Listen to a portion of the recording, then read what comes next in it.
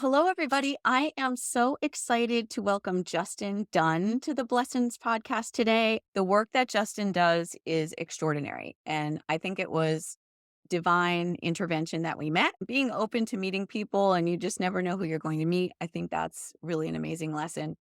Justin runs the American Mustang School, where he works with wild Mustangs, the wild kind, and other horses that people might consider difficult to train or untrainable. And he forms relationships with these horses using his unique and very humane techniques. He does not work with metal bits or spurs. He's developed his own bitless bridle, which he sells, and we'll talk about that in the interview. And then the horses are able to work with people in a therapeutic sense to help them to heal and to grow personally. He works with people who are suffering from various things, children with cancer, people who are in need of healing, also veterans and people suffering from trauma and PTSD. And the interesting thing about his work, I think, is that he works with people and the horses to fuel self discovery. And it's like a personal development tool, a spiritual development tool that goes very deep and beyond what I think traditional equine wellness does because of the spiritual connection. He works with people also who are looking to just train their horses. So if you're just someone who's having some behavioral problems with your horse and you want to work with a trainer, he does that as well. So the idea is that people can relate to these very sensitive horses, the Mustangs. In order to do that, you have to become someone else, is my understanding about it. Am I on the right track, Justin? Yeah, Okay. yeah, keep going. So the way I understand it is that you have to be able to establish a relationship with this other living being, the horse, at the deepest levels of things like trust, compassion, understanding, mutual respect, and love. And that all of the external controls that we're used to using to interact with others and with an animal like a horse fall away. And in that process, something happens where you go beneath the surface and connect to something a lot more profound. And it's something that I think you almost can't put into words, but we're going to try. You've So done your research. That's I good. have. That's good. Yes. So I met Justin in Myrtle Beach. My partner and I were walking on the beach, and Justin and his wife were walking on the beach, and they were taking a selfie. And me, being the photographer, I went over and asked if I could take a picture of them. And then we started talking, and we ended up talking for a well over an hour right there on the beach. And that's when I found out what Justin did and invited him to be a guest on the podcast. Justin also has a brand new book out. It's called A Horse to Guide Me, which you can purchase with the links that I'll provide in the show notes. In the book, he's distilling down all of his knowledge and things that people can use, not only people who work with horses. He says you don't have to own a horse to have the benefit of his teachings. And it's about relationships, I think, is what I'm getting. Justin, what is your mission at this stage of your life? Where are you right now? Right now, we're developing a program that is been in research and development stage for the last 3 years to teach people how to become better people through horsemanship. Practicing horsemanship allows us to think and become, through transformation, different person. And horses are the best ones to help us do that because they have so many crossovers that we do as far as thoughts, emotions, attitudes, actions. They carry the same similarities we do in everyday life. So it's really easy for a person to think a thought, present to the horse, do things through action, and become something different based on the feedback from the horse. Basically, whatever we think we become, whatever the horse thinks they become. So through their actions, we get to get a reflection of their thoughts and then vice versa. So if we come to the horse in a positive state of awareness and we present something of us through action, they are going to analyze it, which they're acutely aware of in the wild. As far as a wild horse, they're acutely aware of their surroundings. They read intent. They will observe what we present to them, and then they'll process that and give us instant nanosecond feedback. Mm. So once we tune into that and we open to that, we can actually get real effective change very efficiently and see the results in real time. So right now, what I'm doing is developing some classes for individuals to come through and experience that. We already have these classes, but they've been held private as far as proof of concept for the highest levels of people in the government. So it's one of those things where we're at the 3-year mark of doing this. And in fact, I actually have a contract with the government to do this, and we're going to renew it probably next week or the week after. So if that happens, which it should, we'll get to dive into the advanced intricacies of horsemanship and really helping people understand how they can take control of themselves and create their own circumstances and become whatever they want as far as whatever a person's desires are. If a person wants to be better at their particular job, they can look at outside influences and realize I can let those affect my desires or insides if I want to, but I also have the power to not. And horses are really good teachers of that. So right now at this stage, that's what we're developing. That's amazing. The first thing that comes to my mind is it sounds like the popular term manifestation. It feels like that's what you're saying, that you can manifest the person you want to become through horsemanship. That's exactly true. I get people that come through my gate and they've never experienced a horse. They've never even pet one. Whenever they introduce themselves to a once wild horse, a whole new perspective comes in as far as focus, just that one little piece. Some people have a trouble focusing on one thing intently for an extended period of time, easily distracted, or a lot of thoughts have been going on prior to engaging in the horse. So that repetitive, dominant thought patterns, their body's used to doing that. Their brain is used to doing that. So to come in and present something to a once wild horse, that's 1,000 pound, 1,200 pound animal. It's an attention getter. So a person may feel apprehension and think, wow, is this safe? So it gives them pause, but it increases an awareness and a caution within them to proceed, but pay attention. So it's unlike if they were to go try to talk with the therapist in 4 walls of a clinic. That's human to human. And I'm not knocking that. It has its beauty, but it's not a horse.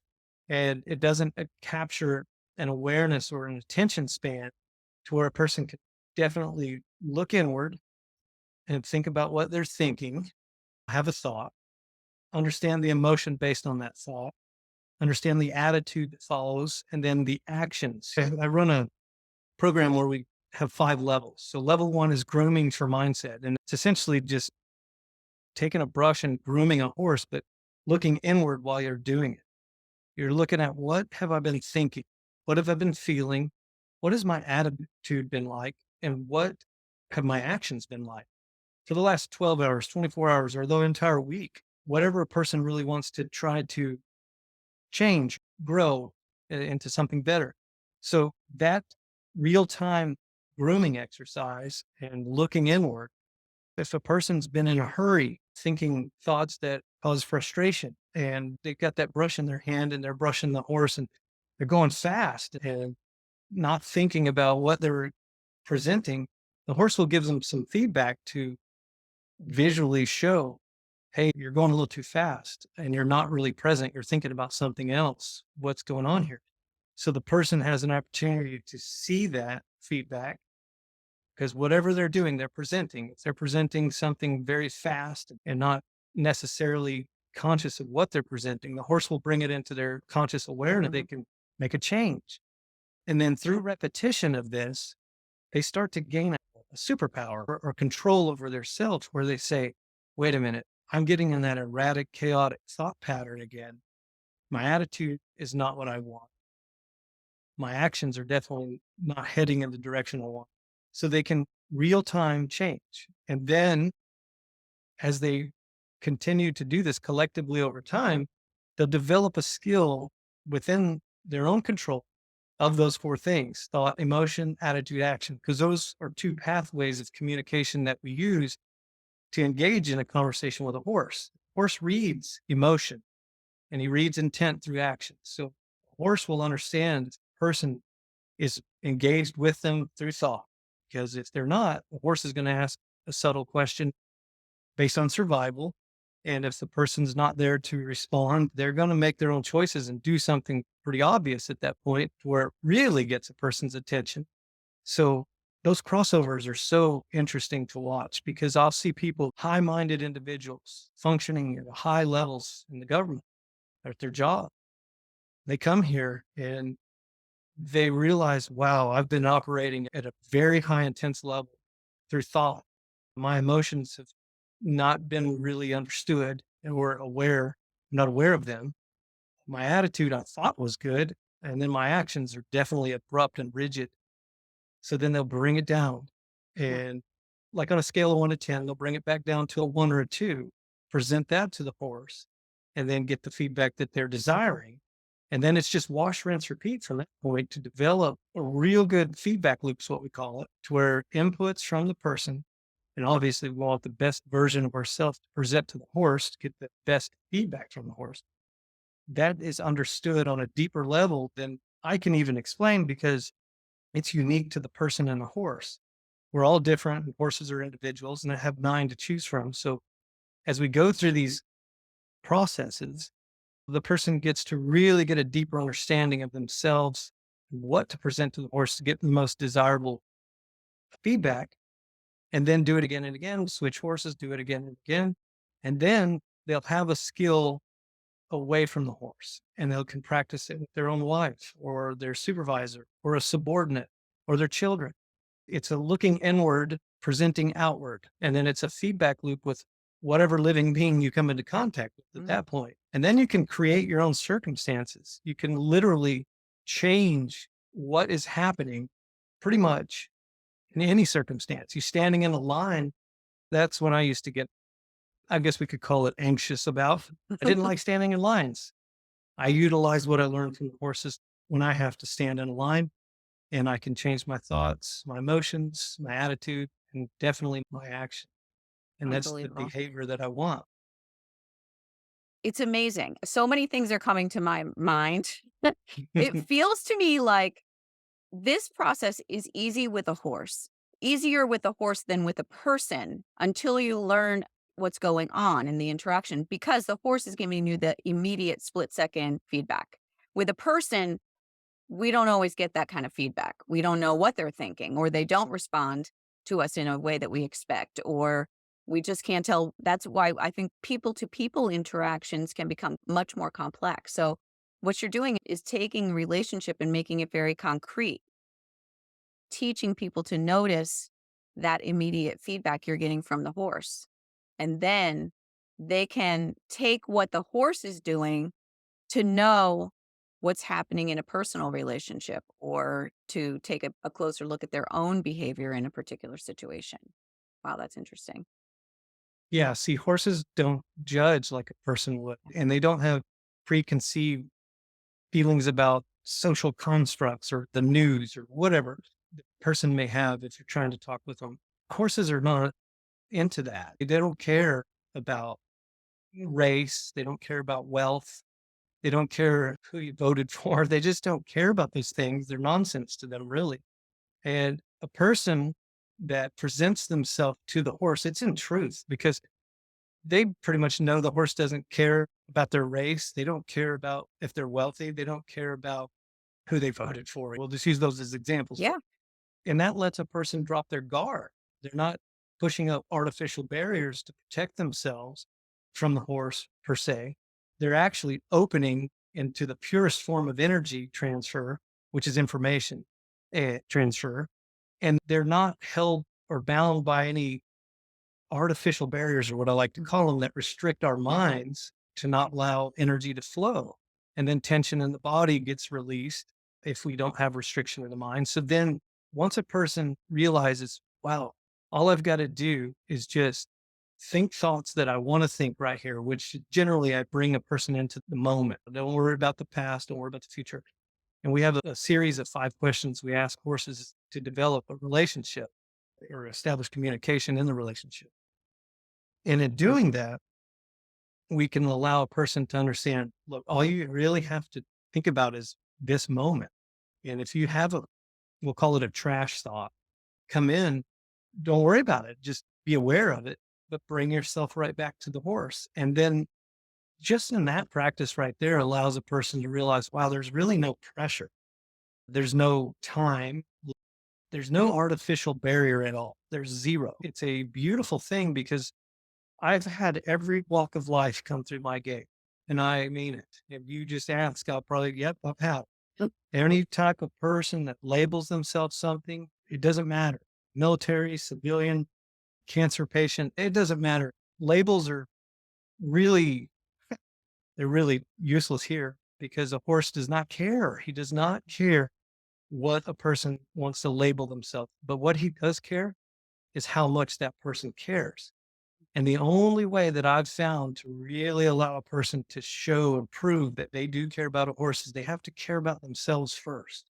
They have to look Mm. inward and care about themselves, present the best version of themselves to the horse. The horse will read that feedback and give the desirable responses the person's after. When a trash thought comes in, and it could just be distracting thought. Oh, I forgot I got to do something later this evening. That just took them away from the horse. Horse will do something subtle or obvious. If you're riding them, sometimes it's a little bit more. They'll turn a 90-degree turn and just go the direction they want to go. And the person's, oh, wait, no, I wanted to go this way. And the horse is, okay, good, you're back. Let's go that. But the point is, person can literally look within themselves and shape and mold and get to know and discover their own self in communication with a horse. This feedback loop is very real because it's one of those things where we get to think something and do something. And then we get to observe the horse, think something, and do something. Yeah. And then we get to wash, rinse, repeat that as far as repetitively do it over and over to where the feedback loop gets formed. So whatever person presents to the horse and they get to observe that, if it's desirable or undesirable, they get to make changes and do it again. And then in developing that, they realize, wow, I can do this anywhere with or without another person because the horse is a guide to this. He's not doing your push-ups for you. He's a mirror, a living mirror. Oh, I've tried to do this thing in front of the mirror and I just end up laughing at myself and walking away. But, oh my gosh. I could play with a horse for hours. It's bliss. It's tapping into the purest form of energy that I've ever found on this planet. That's what I was thinking as you were talking is it sounds like it's a direct pathway into the field of energy. That thing that we're trying to attain in meditation, that It, thing that we're trying to attain when we're doing the inner work. The horse is the pathway. It's a conduit to that. yeah, That's amazing. absolutely. It's absolutely amazing. What happens if a person does not have a sufficient level of self-love when they're interacting with a horse? Oh, it's a beautiful thing. See, we have five senses that we utilize for gathering information as well as the horse. And when a person just starts to use one, pick one, it doesn't matter. They'll start to vibrate a certain frequency with that horse that resonates. Suppose they are having trouble with self love and they're tense in the body and they're restricted in the thoughts and the mind, and they have a heartbeat that is not of a tranquility, we'll just call it. Mhm. And they're short, shallow breathing. And they may not even know this, but whenever they start to interact with horses, I go through some exercises with them to get to know the horse and call it a 5-part series. It's a series of 5 questions to get a deeper understanding of the horse and allow the horse to get a deeper understanding of the person. We find out how much pressure, which is a question, is applied on a scale of 1 to 10 to get a response from the horse. So my 5 questions are simple. We'll ask a horse to back up. This is question 1. So we start soft, increase the intensity of the pressure, which is just wiggling the a lead rope. It's not even applying muscle. 5-year-old child could do it. And the horse will respond and backing up and then relax. After a person goes through that series of questions just in the backup, one step at a time, there's pauses. There's tiny pauses after the questions answered by the horse to show a person just to relax. And then question 2 is go to the left. Question 3, go to the right. And those are interchangeable. You can go to the left or the right. And we're watching the horse walk around And if the horse is trotting around erratically, chaotically, might have presented something a little too intense. So after we dial that in, the fourth question would be ask the horse to come to us. We want to know if the horse is even willing to be with us. We're going to do an exercise to push that hip back up, create draw on the horse to come to us. And the fifth question is to drop the lead rope and ground tie and ask the horse to stand with us. Generally, that horse will get a triggered body response of relaxation. And then the person, I teach them if they don't know how to do it, you breathe, take a deep breath too. So when you start to breathe together with the horse, internal things start synchronizing up: heart rate, breathing, muscle tension, thought energy. All of these things start to synchronize. I can't make it happen, but I can't make it not happen either. So it just does. I don't know how to explain it, but the Yeah. horse has a big heart. They have a big lungs. They have a big body, and they're pushing off a lot of electromagnetic energy that resonates with our own body. So when that heartbeat in the horse synchronizes up with ours and it's at a steady 60 beats per minute, ours is going to synchronize up to it as well. And they're breathing nice, not short, shallow breaths. They're breathing nice, big breaths. We're going to do it too. They relax their head and their body. We're going to do it too. So then a person essentially starts self love right there because they're like tapping into something they were never conscious of before and Yeah. doing whatever it is they do. So whenever they start this engagement with a horse and through the law of repetition, they will form a habit, a hypnotic rhythmic habit to where they can do this, and then it'll happen subconsciously where they don't even think about it. And the horse will take a deep breath and they do it too. And they're like, wow, I didn't even mean to do that. And it's, yeah, that's that powerful energy I'm telling you about, that your heart is linking up with his. And that's the unseen energy. Your breathing is linking up with his. Your muscles are linking up. Well, a lot of crossovers in horse and human. We're almost identical, except one thing I found, and that's the divine mind. We have a divine mind. We can choose our thoughts. We can actually imagine and create.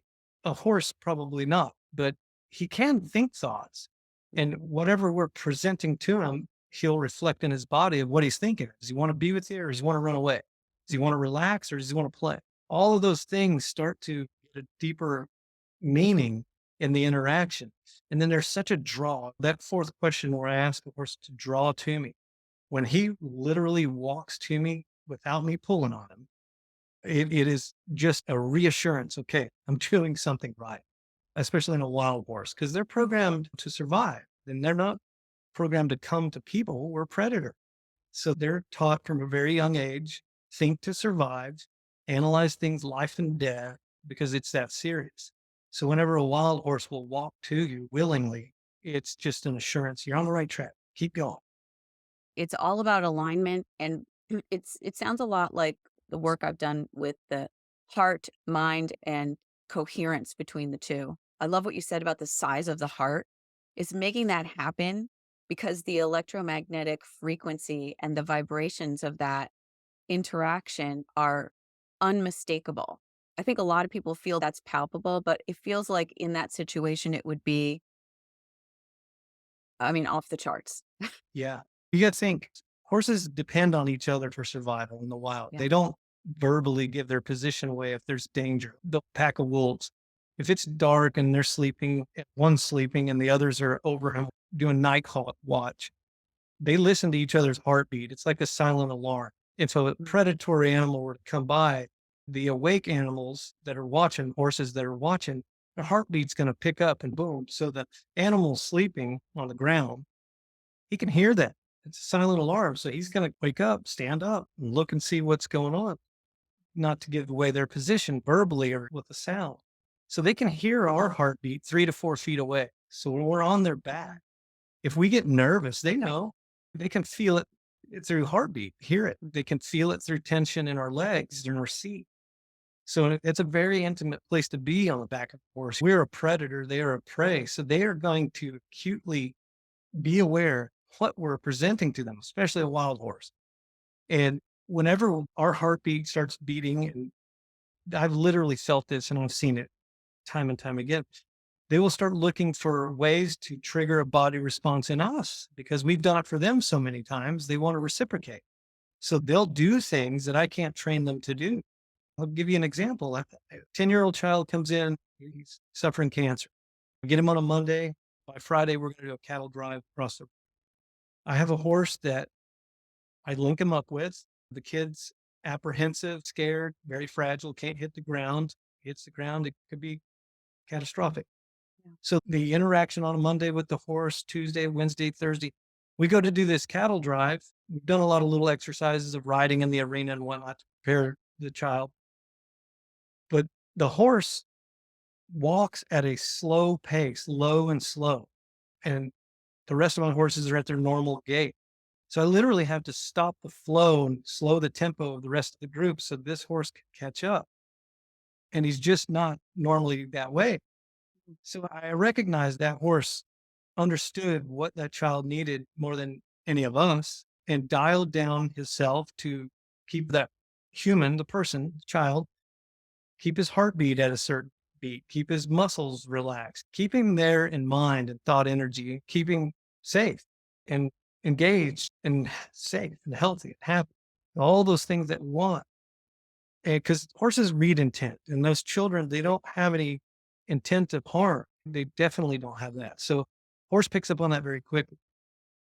The next week, another child comes in, and this child's not that same way. He's rambunctious. He's all over the place. He's one of the guys. He's doing this. That horse walks the same speed he's always walked the rest of his other time. Yeah. And I just noticed that. And I'm like, I cannot train a horse to do that. I'm not that good. I wouldn't even know where to begin to do that. Okay, horse, this guy, he needs you to walk at this speed. I can't do that. And that child didn't know how to rate that horse's speed. He just knew that if he walked faster, that child got a little nervous and then he would walk slow. And I've seen other horses do some similar things. That's the beauty of horses and helping people. Mhm. They read our emotion, they read intent, they know what we truly need to become better people, especially when we're trying to do it, presenting something. They're like, yeah, I'll help you. We take a different approach than traditional horse training. We don't force a horse to submit with pain or fear because that'll interrupt that feedback loop every single time. Horse's mind will go to what caused the pain, and he's not engaging it and revealing the beauty that we're trying to tap into. That inhibits the growth and development of the relationship. And it's that way in humans too. Person feels pain in something, they're going to rebel from it. And that's what the horse does. That's just one of the many beautiful little pieces of horsemanship is a horse is ready, willing, and available to help us, guide us to becoming better. The way you're describing it makes me think like horses are almost like angels. They're created You by the know? same one who created the angels. So yeah, Yeah. I would agree. They have an intuitive symbiosis with the rider, and that is beautiful. Well, they harmonize with everything in nature, trees, wind, earth, dirt, water. They abide by laws of nature that most people don't even know exists. The strongest law of nature is self-preservation. So they're going to survive and they're going to harmonize with everything and anything to help them do that. They know what to eat, they know what not to eat. They pass down their information to their offspring to ensure that that sustains sustainability. Humans have a free choice not to do that, and some don't. So whenever a person interacts with a horse that abides by those laws of nature and is so different in that understanding, well, a horse will let them know.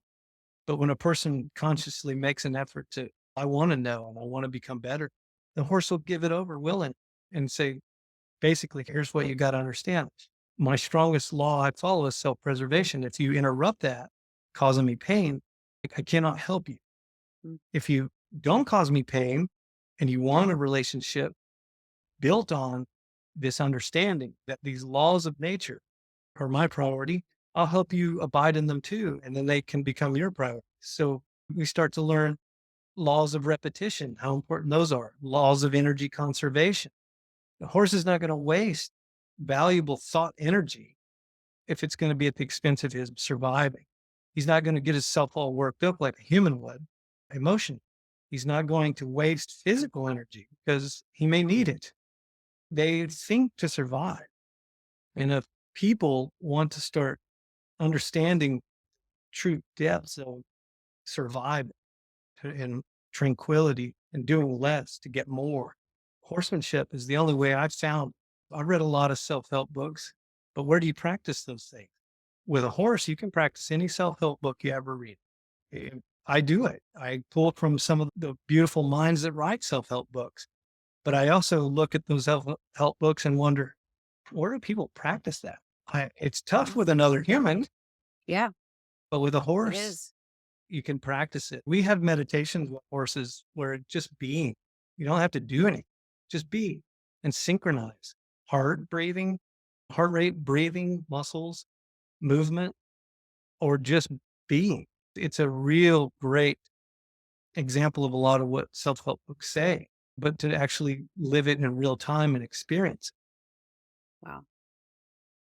It's mind blowing at what you're talking about. I'm curious, when did you start this interest in horses? Did you grow up with horses? Not really. My grandparents had horses, and I inherited my dad's horse, which was still at my grandfather's farm. So when I was 5 years old, my parents divorced, and I got a new stepmom and a new stepdad, two different houses, back and forth visit. I didn't ask for that. And I guess no one really asks their kids if they want that because they would all say probably no. But I just felt, wow, I didn't get a choice in this. So I don't really understand it and I didn't really like it. So I'd go to my grandparents' house for vacation or just a break. And I got to playing with that horse that I inherited basically, which was my dad's horse, but it was a little Shetland pony. And I was going through those times, 5 years old to 14 time span. I would play with this horse. I can remember at 10 years of age going through some stuff that I didn't agree with. And I was trying to develop some coping mechanisms to deal with them. And I couldn't find them. So I started to get angry and an inner rage that I didn't understand. But then when I would get with the horse, they would all go away. It would just be, okay, life is worth living. Life is worth trying. Life is a beautiful thing because whoever created us cared enough to make this horse. And then whenever I started playing with that horse and developing a relationship with the horse, the world just disappeared from what I knew. And then I could start looking inward at a young age and realize I have a superpower that other people don't because I can choose something within me and present it to this horse and see direct instant results. Sometimes there'd be things I didn't know what to do with that horse. I write about it in my book. He was an unruly little dude, but I thought that's just what they were. I didn't know that they could be what they are. And this horse, he would not want to be with me. And then I would change myself and then he would. And then I would come back and I would present something to him at another time and he wouldn't want to be with me again. And then I would change myself and then he would. So it was like just at a very young age, I developed this understanding. Wow, I have the ability to change my circumstance, especially with this horse. And then in doing that, I developed an ability to do it away from the horse. So no matter what situation I would find myself in, I would have the ability to just analyze those four things, my thoughts, my emotions. If I didn't like them, I could change them. Like I was a kid, so couldn't change a lot of the environment that I was exposed to, but I could develop coping mechanisms to deal with it, overcome it, and then feel good about it. And then my actions could reflect that. But horses, from a very young age, that's how I got to where I am today because of them in Wow. those days.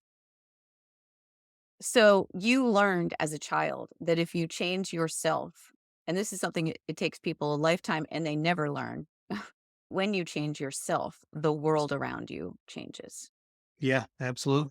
There'd be times I wouldn't know what to do with that little horse and I'd be scared and I'd be crying and I'd think, I'm just going to sing to him. And I would sing to him and then he would just do whatever I want. And I thought, wow, what a cool concept. So it really intrigued me to really explore more. And then I just felt safe with that horse because I could have a thought and not have any pressure based on that thought.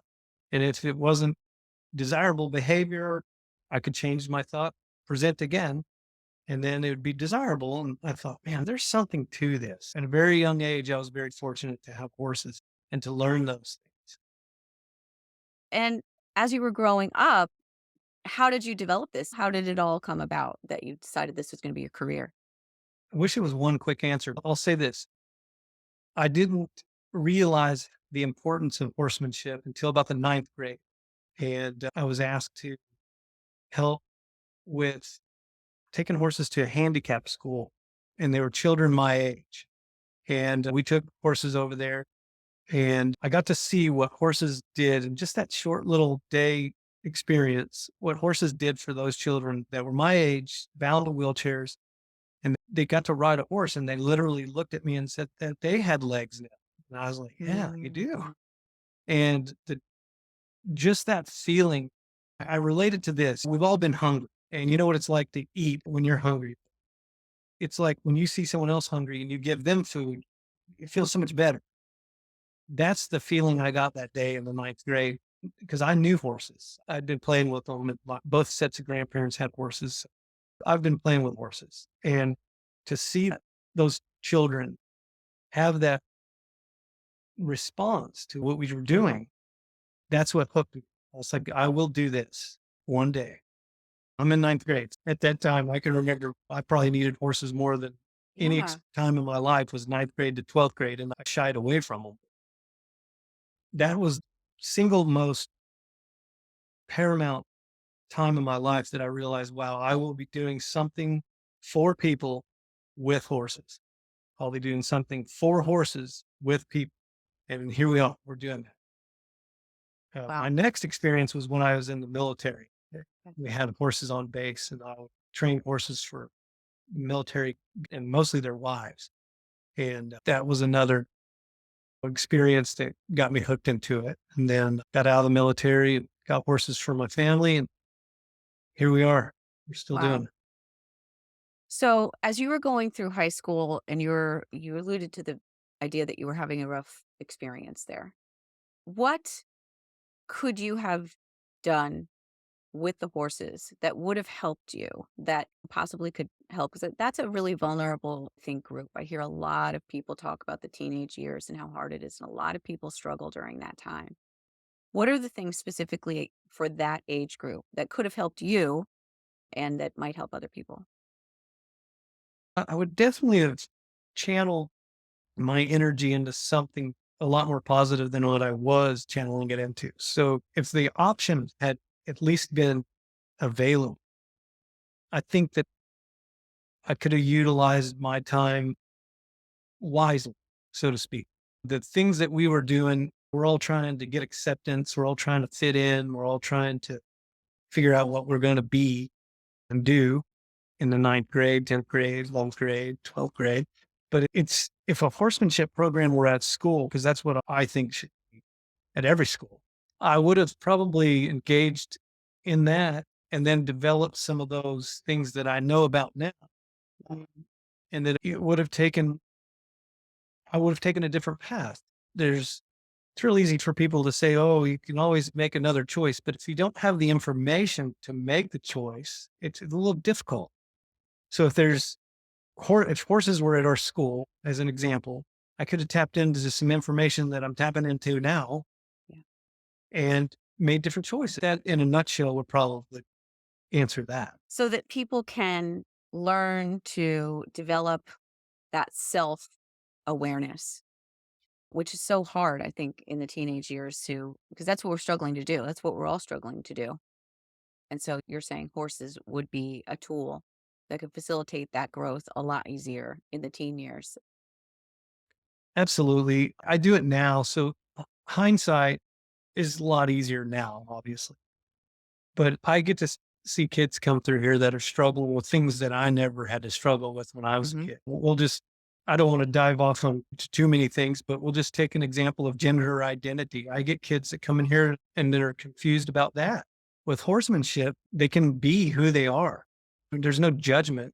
There's no reason to even discuss any of those things most of the time because it has no bearing on what we're teaching at the school, what the interactions are happening. It's the unseen things anyway. It's unique to the person and the horse. So if you have a person that, just give an example. I have a child, 15 years old, just comes out of the ER for attempting suicide. She's born a female and can get confused and thinks she wants to be a male. We'll come into the gate here. We'll introduce the horses, and Harley is one of my horses, or Cinnamon is another horse. And one happens to be a male, one happens to be a female. And we just make that statement. He's a male, he's a female. Pick the one you want. And it doesn't even target that specifically, like as I'm explaining it, but it's pick a horse. And then I'll explain he is a horse. He is a male. He's born in the wild. And then we just go do the program, the level 1 through 5. As this is getting explored, a person can start thinking and presenting, understand the emotion based on thought. And then the attitude is an outward understanding, and then the action. So when a consistency of thoughts, emotions, attitude, action are consciously being aware of, and a person can breathe and relax, think and feel and do the things they want, regardless of outside influences, and it has no effect on their relationship with the horse and themselves, they'll develop a superpower to where they can keep things in order away from the horse. So here's what I expect. If a person's called to this earth to do something, to fulfill a purpose, and they have a plan and they're taking action, I will never step in their way, regardless, if whatever the subject matter is. And that's what I teach, how to do that, how to develop that. We break it down into tiny little pieces. So just give an example. If you're riding a horse and you want to accomplish a specific obstacle that we have set up here at the school, you're going to present to the horse what you expect through pressure, a question, release of that as a thank you.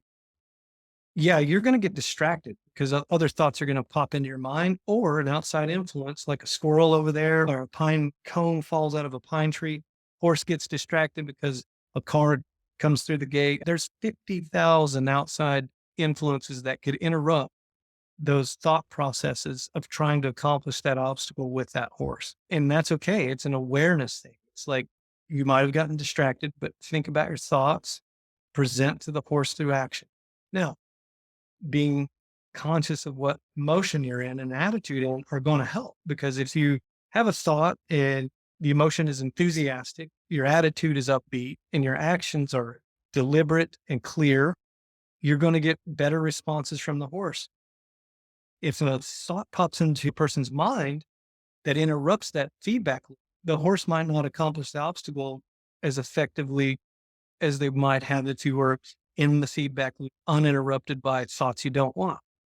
So whenever people come through that are having trouble to where they think suicide is the answer, that the repetition of this 2 hours a week, about the 15th to the 17th hour, that those are done. They'll never have thoughts of suicide again.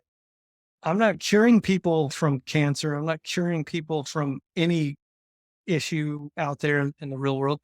What I see happening is transformation from person not knowing how to control themselves, inward or out, and gaining control of that.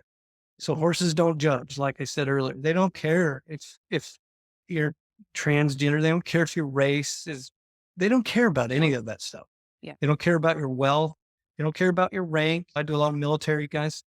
They don't care if you're a 2-star general or a private. I've seen horses, the same exact horse, and those two individuals play with the same exact horse, and it's totally different. It's not, oh, I better straighten up because this is a 2-star general. They don't care. They Right. do not care. Yeah. And that's what I love about them. They don't Yeah. do that with each other Yeah. necessarily. They don't have to impress each other. They It's do like it. the great equalizer. That's so interesting. Wow. I know your school's in North Carolina and you were in the military, set up your life, and I think you were out west, right? Weren't you in Colorado? Yep. I moved here almost 4 years. Okay. So So yeah, I what was in Colorado. precipitated that move? I But let me back up a little bit more. After the military, I went back to Texas, where I'm from, Okay. and I started a business. And then 8 years later, I sold that business. But during the time of thinking about selling it, I realized I want to do something more fulfilling, more rewarding. So your Uh, business was not equestrian. No, Okay. not in Texas. Okay. I did take people trail riding, but not on a scale of business. It Okay. was much smaller. And we did hunting trips and camping Mhm. trips with horses and stuff like that. But you were supporting yourself and your family. Did you have a family at that time? Yeah. Oh, Okay. yeah. I've And you been were married 26 years. So, okay. yeah, I So had a you wife had and two when children. so let's just back up and just build the timeline a little bit. So you after high school, is that when you went into the military? Yes. Okay. Joined the Navy and went to California. Okay. And then when did you meet your wife? In California. Okay. Yeah. Great. So you met your wife and then just take us through a little bit that time period and then moving to Texas. How did that happen? Okay. So I was stationed in California where my wife lives, and we developed a relationship. I had horses, so I think that's probably why she liked me as the horses. But so kind of one of those. And then we had our son, and I had come up for reenlistment. And I thought, all right, I think I'm going to get out because I really want to be a family man. I want to raise my son, my wife, and be there. So we decided to get out. We moved back to Texas, started a business, and it went gangbusters. It did real well, and but it just wasn't fulfilling and rewarding as what I'm doing now. What kind of And it business was it? was a water damage restoration, carpet cleaning, fire restoration, Oh, hurricane okay. cleanup Okay. business, that type business. Very lucrative, and I enjoyed it for the time that we did it. But it got to the point where it just wasn't fulfilling. I wasn't using my full talents that I knew I possessed, but I didn't know really how to utilize. It was a I job, not like a calling. was not a calling at all. It was a means to get to the calling, looking Mhm. back on it. But I sat down one day with a friend around a campfire and thought, I wonder if I could just share horsemanship with people in the mountains of Colorado. And he was a good friend, still is. He's like, heck yeah, man, you can do anything. So we decided to just go check out Colorado. Long drive back. So let's sell the business. We'll give a 5-year plan. Well, it sold in 3 months from listing it. So it was a pretty hot selling little business. I didn't know at the time, but it was. And we got to go and develop this trail ride business is what I was really wanting to do. Just take people on horses to view the beautiful mountains of Colorado. I realized one day that I have a magnificent string of horses and they're actually calling is much more than just taking people trail riding. I was remembering back to that handicaps. I think I need to do something like that in addition to the trail ride business. And it was a pretty cool day. I remember making some calls to different handicap schools and they wanted nothing to do with it. They thought it was just the craziest idea. I'm like, no, we're not going to put kids on wild Mustang. What is wrong with you? Okay. So I got bummed out, but this is very fast. Within the week, a phone rang and it was one of my friends to this day called. And he's, hey, I'm thinking about doing a camp for children with cancer, but I don't have the horse piece. And I was like, oh, perfect. Because I had just got through praying a prayer. Just send somebody to me that we need to do this. And the phone rang. And I was like, wow, how cool is this? And on the other end, that man, he's, yeah, I want to do a camp for children with cancer. I'm like, okay. And I'm thinking I'm gonna have to drive my horses long distance away. And I'm 35 miles from a gallon of milk. So we're up in the Rocky Mountains. It's not like a metropolis or something. And he happened to be like 6 miles away from Wow. me. Yeah. So did that for 6 years with him and had a beautiful little camp for children with cancer and the horsemanship. Then again, I was like, there's more to this. I'm seeing something happen here that's very beautiful. And I want to be more accessible for other people to do this. And my military background and a lot of military around where I was, some of them came in through the VA and I got to witness what I'm getting to do today. I got to witness a brief glimpse of it there. And I just realized I got to be more accessible. I can't be 35 miles closest town. So we moved to North Carolina, not really realizing how much of a military presence is here, but we're right Oh. outside Fort Bragg. So there's nothing but military.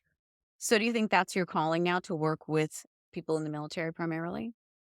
Yeah, I think so. I look at those guys and girls as national treasure, a peacekeeper for the world. And I've been there with them. I know what it's like. They're not doing it for the money. Yeah. They have a warrior's heart where they'll literally sacrifice themselves for the betterment of others. And those type individuals, when they're struggling, it breaks my heart because they have such a big heart and a good heart, and they want to preserve this beautiful lifestyle we have in this country. And they'll do things that most people would never consider. They're unthinkable things to most individuals. They're scary things, but these people are very brave and noble. They live noble lives. And I realized very quickly that this horsemanship, the practice of horsemanship, can help a person that was on a certain track and just got off track. They're not broken people or they're not bad people. They don't even deserve a label, some of them get. But whenever they get into horsemanship, practice horsemanship, they get back on track and they're better than they ever were. I've got to witness it time and time again. Individuals have come through here and they have nothing in their past that's so horrible that can't be overcome. They'll be 15, 17 years in the military and they've just got off track is the biggest thing that I can see, the best way to describe it. And it may be just not being able to control the emotion piece, or maybe the attitude piece, or maybe the action piece. I don't know why I keep drinking alcohol when I get off work. And they just have gone into this dominant thought pattern. It's repetitive, and then the action follows. Well, all horsemanship does is causes a gap in that. Mhm. And the alcohol used to cause the gap in that. We all know what happens when you repetitively drink that stuff. Undesirable behaviors develop. You lose more control. So how do you cause a gap in that? Come and practice horsemanship. You start changing your thoughts, your emotions, attitude, and your action. And through laws of repetition, that gets changed. I have guys that come through here and we may take a little longer than others. I have one that drank from inception 17 into the military. He's retired probably about 3 months ago. Came to my school for 14 months and now he doesn't drink. Drank his whole military career. And in fact, just came by to visit the other day and he's like, I cannot thank you enough. And I don't like to toot my own horn, but this is a pretty cool horn to toot. Yes, you I should can't too. thank you enough bringing those horses here to this place and giving us the options to do these things, to change our lives. Without the horses, I'm not sure I would ever have changed because I just don't think there was something else out there to do that. Yeah. So it just gave me an assurance of sitting in my Colorado horse barn. I had a barn there and I was sitting there thinking, man, is this going to be worth it? Uproot my whole family, take all my horses, my livelihood. I built my own house out there, was debt free, had plenty of income, living a life of tranquility because I didn't have much to do other than play with horses and take people trail riding. Yeah. And I uprooted all that, basically burned those bridges to never go back, moved all of that here and stood it up. And then when he told me that, and I have many more stories just like it, that one story, when he told me that, I was like, man, it was all worth it. That one thing, just that. If you can help just one person, it makes it Yeah. worth it. Oh, and it's gotten compounded by about 50 people. Yeah. It's Because crazy. similar stories come through and they're having these thoughts that have creeped in of ending their life. And it's no, brother, sister, we don't need that. We don't need those thoughts. So let's just change the thought. Yeah, we can read every self-help book that's ever been written, but I'm going to show you how to implement it. You come and play with a horse that's so pure, so uncorrupted. A wild horse was born out there like a wildflower. They're not necessarily wild. They're just uninterrupted by man. We didn't plant the wildflower and didn't develop and breed and grow the horse. That those happen naturally by nature. They start harmonizing with nature. They start abiding in those laws of nature for survival.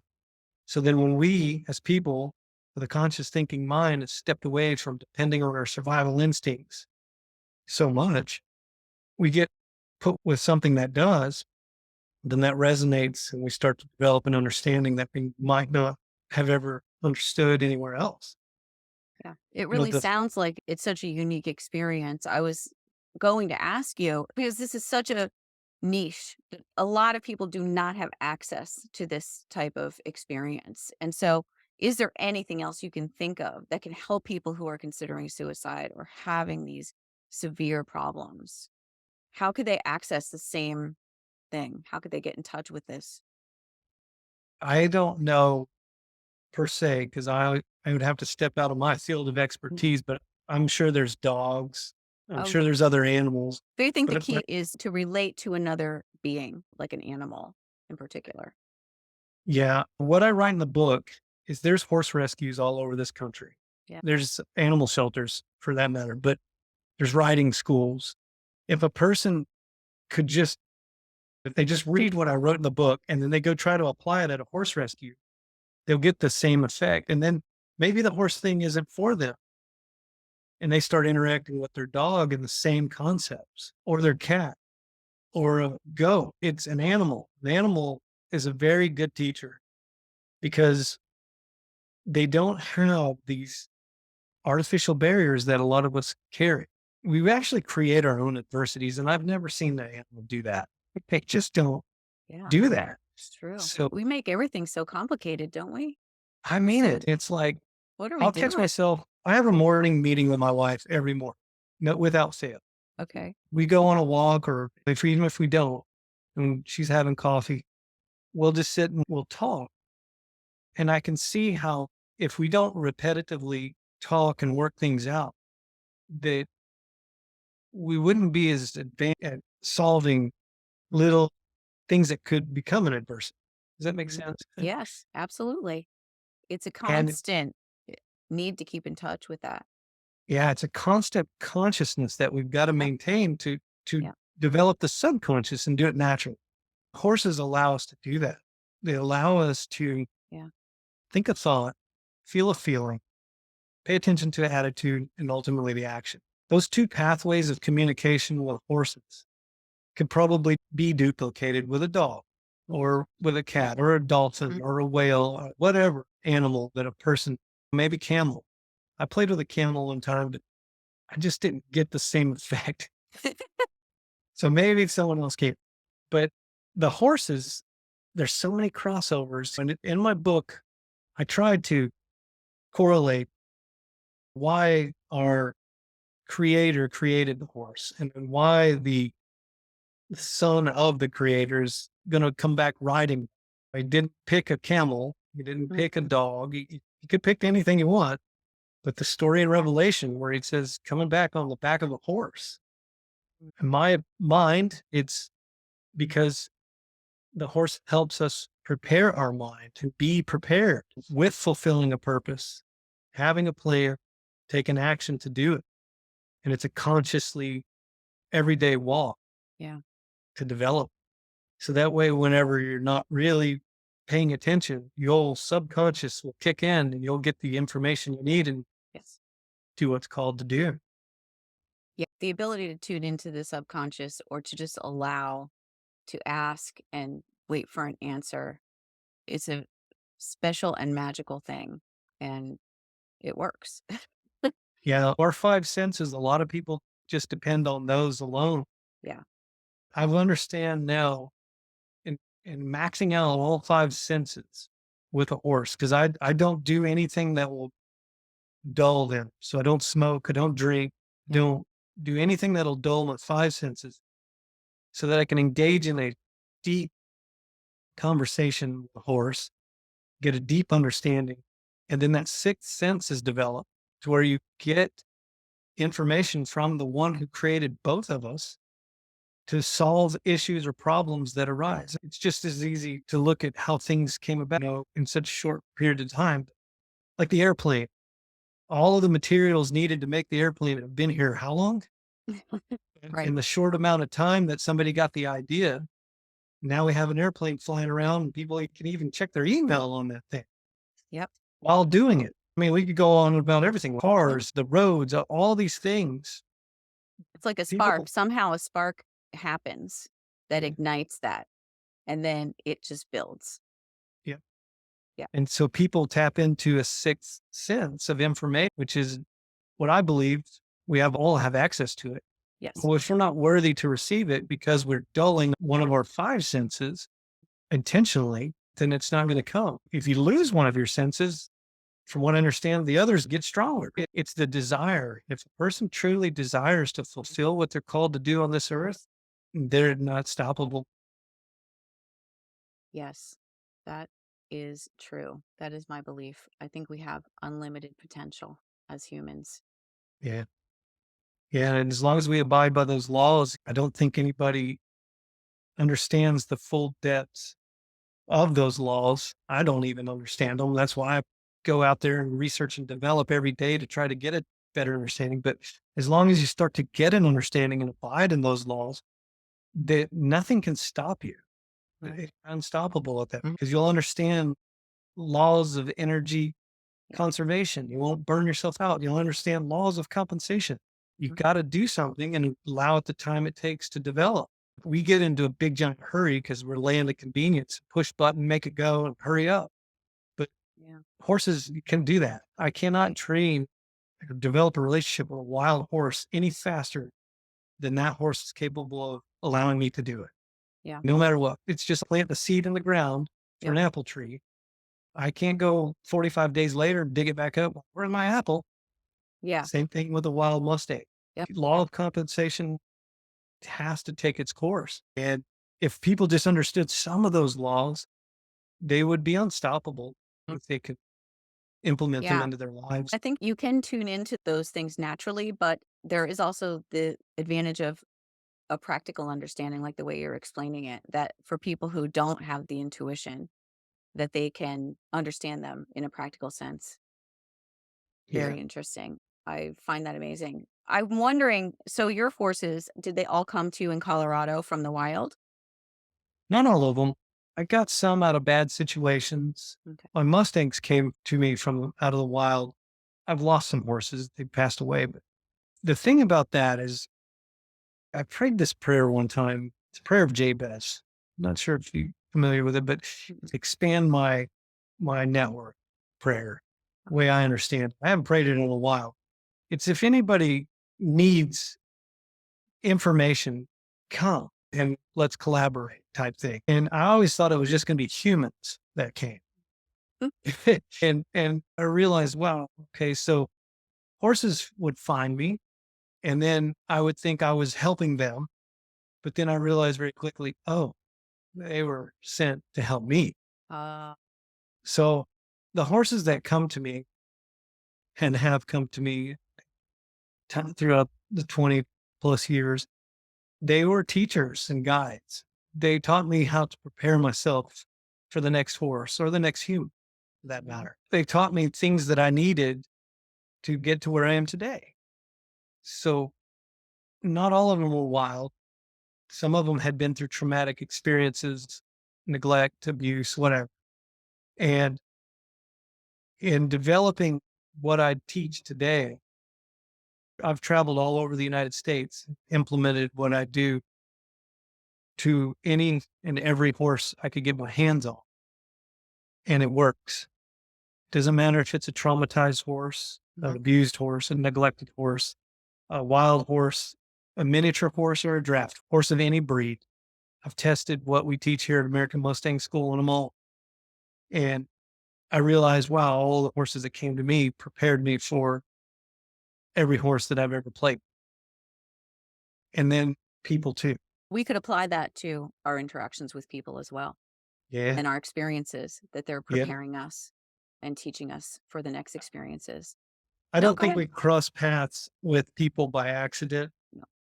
I think maybe we're connected subconsciously no matter what. I met a guy the other day, came through here, and I thought it was very interesting. Well, I had to meet him. Okay, good deal. And I just observe it. I don't look into it too much, but then time will go by. And then sometimes I'll meet somebody and not know why, but 2 years later, oh, that's why I met them. Yeah. It's an interesting journey, this life, earth. Fascinating. It's so Um, fascinating. I think of it as a school. It's a yeah. school here on earth, and we're here to learn and we're here to grow and ascend to the next level of consciousness. And we Yep. do that by learning. We do that by loving, I think, Yep. and by tuning in to those things you were talking about. Has there ever been a horse that you've not been able to help, a horse that you've given up on? No, never. Came close. I write about it in my book, and I won't spoil that story. Okay. With that one horse, I was, man, so close to giving up.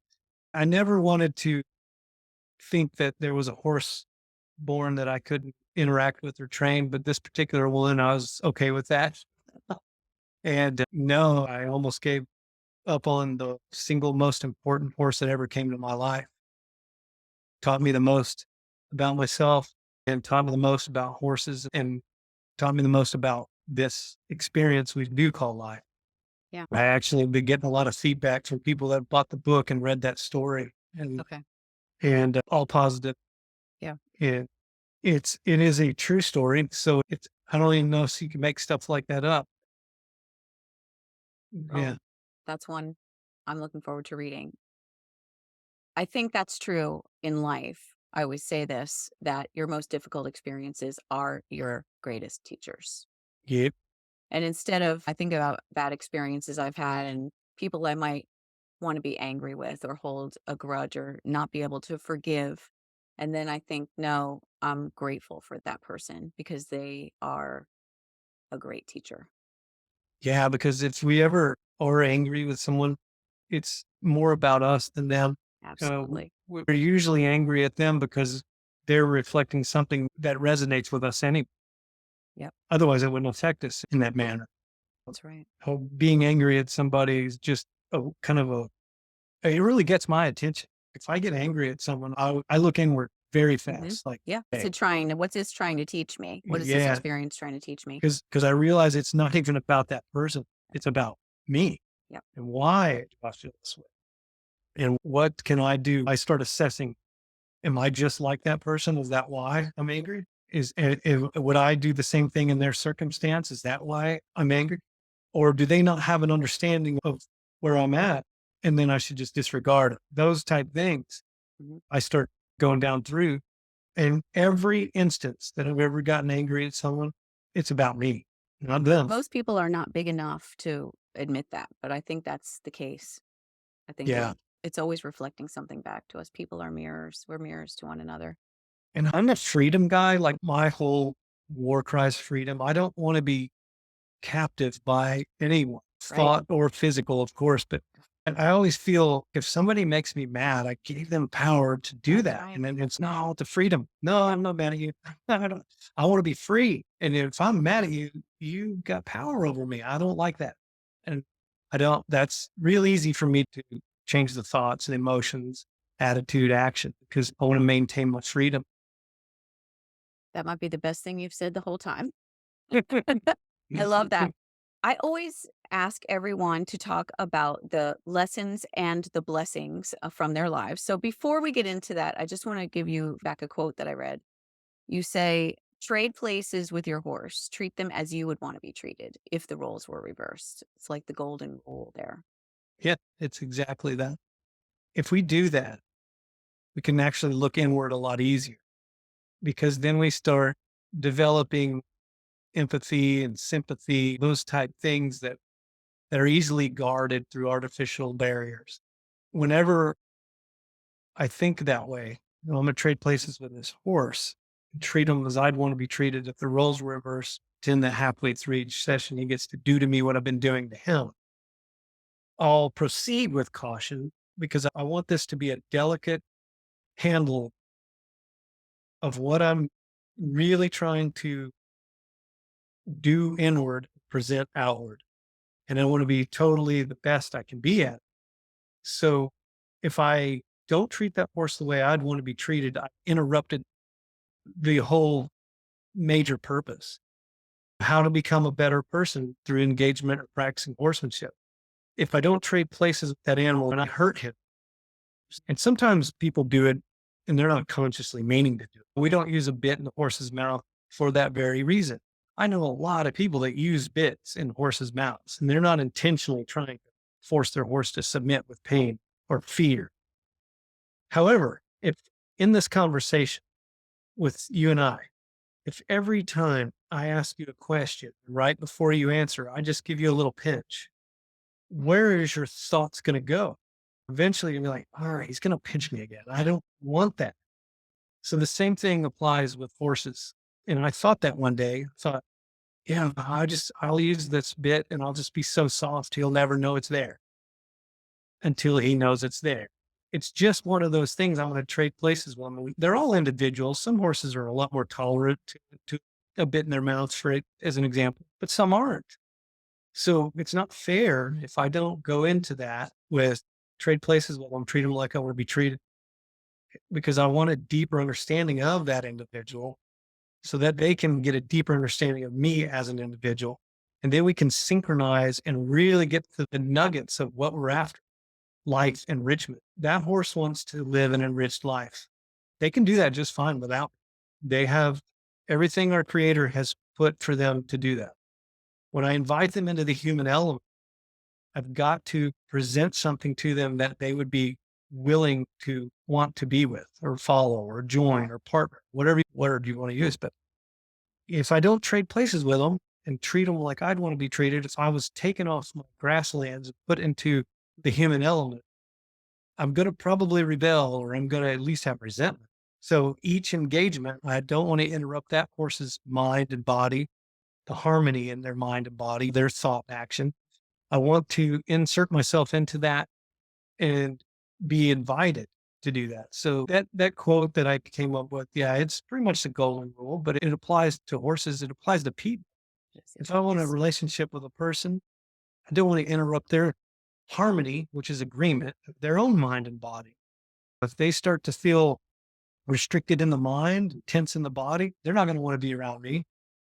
So I've got to trade places with them and treat them like I'd want to be treated if the roles were reversed in any interaction. And then it just creates a draw that I can actually create a circumstance I want, because I want people to draw to me. You wouldn't want to repel everybody you ever talk to. Right. Now, does everybody going to draw to me? No, we're all different. But at least I didn't do anything to interfere or tear them down in what they're doing. If I couldn't help them, I dang sure didn't hurt 'em. And that's what I try to do in any engagement. And I learned that through horsemanship. I think that's what it's all about. Do you think there are days when you like horses better than people? Oh, I don't know. They go hand in hand. I love people. I Okay, am one. So good. no, no, I don't think so. I've heard that. I've heard people say that they do, but we're all individuals. I think first and foremost, I'm called to help people understand horses, and horses understand people. Yeah. And they go hand in hand with me. Otherwise, I'm missing a 50% of what I do. Yeah. Yeah. It feels like you have such a profound respect for life that every living being is on a level playing field. Yeah, they have a right. We don't want to infringe on their animal or person, just as I don't want them to infringe on mine. There again, the freedom. Yeah. I really, Yeah. I love this country, love it, and we have freedom today to choose and to become what we want to become, and then thankful for that. I'll give my country my love all the time. Now, the government only sometime. No comment. Yeah, exactly. Yes. Oh my goodness. Let's talk about the greatest lessons of your life. What do you think are the top things that you've learned in this wonderful life you've lived? Boy, that's a tough one. I think the best answer would probably be we're here for such a short a vapor of time. And what we do here and have control of doing, living a noble life, I can control that. I can't control how long I'll be here. So each and every day, I try to wake up thinking, what can I complement? What can I accomplish to become better and to leave something here for others to have information to do the same? So my understanding is that as long as we're fulfilling a purpose that we're called to do, we're prepared for whatever happens, and we get to just observe life unfold as it happens. I don't necessarily try to force anything anymore. So I eagerly endure to the end, want to see finished results. But even that book that I wrote, if I'm dead and gone and 100 years later, the book becomes very important. Oh my gosh, we really got to figure out what this guy was talking about back in 2023. Then that's great. I'm happy with that. That's great. Would I like to see that today? Yeah. Do I have control over it? No. It's just a beautiful experience I got to do writing that book and playing with these horses. And if I fell off the planet tomorrow, that would be just fine. However, I want to stay.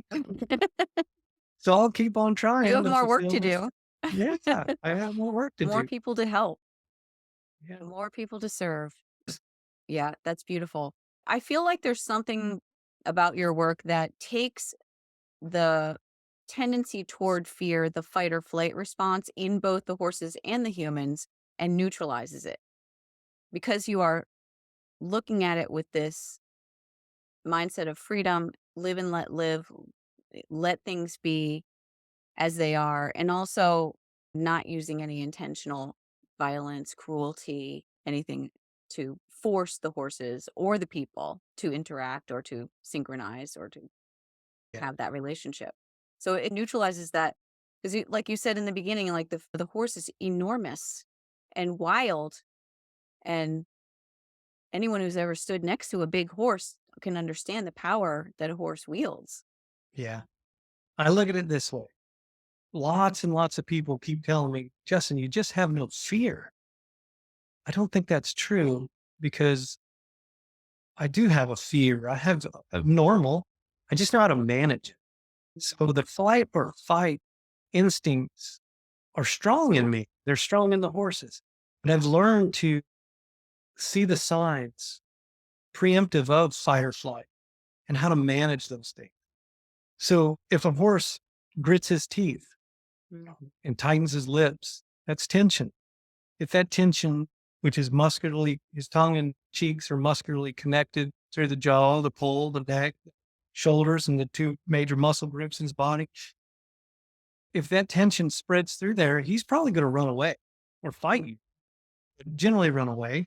That's their first response. So, developing a relationship with a horse, I start learning how to trigger body responses of relaxation in the horse to avoid fight or flight. And doing that, I figured out how to do it in me. And then people get to do that, and then they figure out how to do it within them. So it's it's management. We're the most sophisticated creature on the planet, we'll call it, or A sophisticated system. We're like a system. system. Yeah. I don't want to call us a computer, but Yeah. similar. Like, We're very we have similar. emit energy like a computer. We have all very complex interworkings. Yes. And so to manage that system, we've got to consciously be aware of how it even works. Going inward to check out how it works. It starts with a thought. Yeah. Then it generally follows with an emotion. If it keeps spreading, it follows with an attitude. And then if it keeps permeating, it goes into an action. Now, the initial thought, was it positive or was it negative? Were you complimenting something or complaining about something? Those are two ways to look at it. If we're presenting something to the horse, do we want it to be in a complimentary way or a complaining way? The horse is going to give us feedback on both. Yeah. And then you get to choose. So you want to keep going that way. And then you get to find out, what does this particular thought create in an emotion? Yep. And then in an attitude, and then in an action. Yep. And then through repetition, develop a habit. And if you like what you're seeing, feeling, experiencing, continue to do it. If you don't, change it. Not necessarily stop, but just change it. And Yeah. that's how to avoid the fight or flight response in a Yeah. horse. Or And to tune in to do it, I think so many people, like one of the lessons that you've taught me in this conversation is really homing in on the importance of the idea that we cannot force our external environment to conform to us. We have to change the inner environment. That's a huge lesson. And that's what the horse is helping you do. yeah, because when you're on their back and you take a wild horse into the human element, I'm talking inner city, Mm, there's outside influences that'll affect the inside of you and the horse and your feedback if we allow. So I'll say, I'll take a wild horse into our little town here, and 50,000 influences, outside influences are coming at us. The horse will look to me for guidance. If I'm not there, they'll do what they think they need to Mhm. survive. And sometimes that's undesirable, bolting away, running away. Yep. So when I see that start to creep in, I'll ask a horse a question that I know they know the answers to by maybe it's a circle, or maybe it's a figure eight, or maybe it's just a stop. And I'll trigger a body response with what we call a lateral movement of their face, lateral flexion. And then they realize I'm here. I'm presenting something to you in a calm, quiet, thinking mindset. And I will trigger a body response of relaxation in you because their brain is monitoring body responses. Once they feel a relaxation come about, their brain is going to note that and they're going to go, oh, yes, let's go to Justin because we can sustain life a long time doing this. So through laws of repetition, each event that happens, and I do that for them, they draw closer and closer to me for guidance when needed. So the events are minimal. I take a once wild horse into a major city and ride him down the street. You can imagine what all outside stimulus he would be like, what is that? What is that? What do I do? But if I consistently say, I'm going to present to you, observe your feedback, make changes here, present to you, observe your feedback, make change, and have a sustainable circular Yep. feedback, then outside influences have little to no effect on myself or the Hmm. horse. And in engaging that, what we call our level 5, we do this, engaging that for a sustained period of time, 3 hours. Can a person do that for 3 solid hours? Absolutely. Is it a realistic expectation until they develop the skill to do it? No, but you can always bring back to it. So the circular feedback loop gets interrupted. Let's Yeah. get it back and do it again. And then wash, rinse, repeating that collectively over time. You have the ability to do that without a horse. Yeah. I can see that. It's just beautiful. Yeah, it's fascinating. Yeah. So what about your blessings? What would you say are your biggest blessings? I am so blessed. I could not begin. We can go through 'em.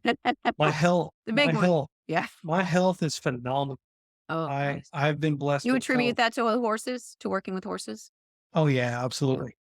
My health is phenomenal. My kids call me superhuman because it's I don't get sick. I don't have health issues. That's the biggest blessing. The others are I have a healthy family, Yeah. a happy family. We live a joyous, tranquil life. We really value less and are content and then always eager to see others progress. So anytime we put something out there, it returns much bigger, not necessarily as money, but monetarily, but the other blessings. I have a son, he has two grandchildren. I have two beautiful, healthy grandchildren. They're going to live a mile down from my farm. Oh, They just keep the blessings just yeah. keep rolling in. My extended family, they're doing wonderful. Yeah. Tranquility is probably the biggest overall blessing that I have. Just living a tranquil life, no struggle, Yeah. true love for life, and then helping others find their way to do it too. Yeah. That's priceless. It's the gift that just keeps giving. It really is. Yeah. There's really nothing better. And it all starts with thought. Yes. You can control your thoughts. Yeah.